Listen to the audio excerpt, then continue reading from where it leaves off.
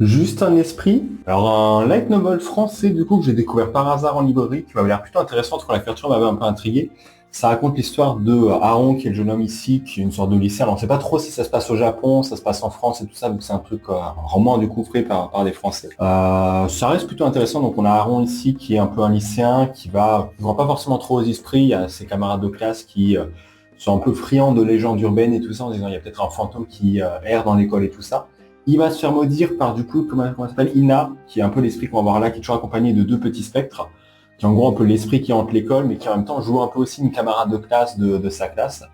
Il va se faire maudire du coup avec une petite marque de rose. En même temps, je vous montre un peu les dessins. Quelques dessins, mais c'est pas vraiment du texte, et les dessins, je trouve, sont pas terribles. La couverture est plus vendeur que le reste. Ça reste à peu près voilà l'histoire de ces deux qui vont un peu essayer de se rapprocher. Aaron qui va essayer de comprendre un peu, déjà mieux comprendre un peu le personnage d'Ina. Comment est-ce qu'elle est arrivée à être un fantôme, sa vie, ce qui s'est passé d'avant, pourquoi est-ce qu'elle est considérée comme l'un des 7 péchés capitaux.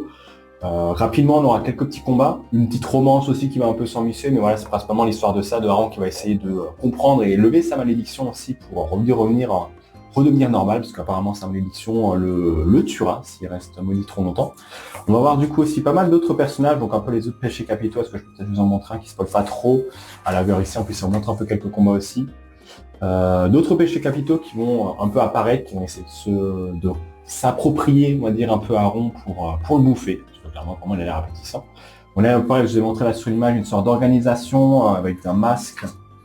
Je retrouve plus l'image, avec un masque en forme de croissant de lune. Voilà, je retrouve pas l'image, bon tant pis. Qui en gros combat un peu les esprits, qui sont un peu genre les gentils, les exorcistes qui combattent les esprits pour essayer de les éliminer et les ramener dans leur monde.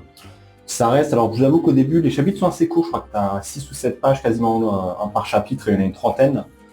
Je me suis dit que ça allait pas forcément être très intéressant, finalement il y a quand même de bonnes idées, notamment un peu au niveau des 7 péchés capitaux. On apprend un peu plus à les connaître, notamment Ina, j'aimerais pas les noms, Ina mais on apprend en fait finalement pourquoi est-ce que c'est l'un de, je vais pas forcément trop vous dévoiler, mais pourquoi est-ce qu'elle fait partie des péchés capitaux, parce qu'elle a fait quelque chose en gros dans sa vie d'avant qui, en lien un peu avec son péché.